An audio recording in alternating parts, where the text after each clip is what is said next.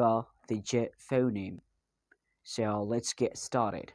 Well, according to places of articulations, the J sound is post-alveolar sound. And according to manner of articulations, the J is affricate. The J sound is voiced.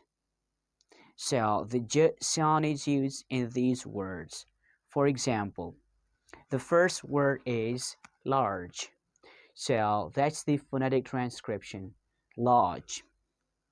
So this is the J sound. Next one is danger. So that's the J sound.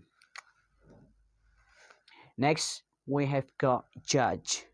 So right here we have two J sounds. Next word is fridge.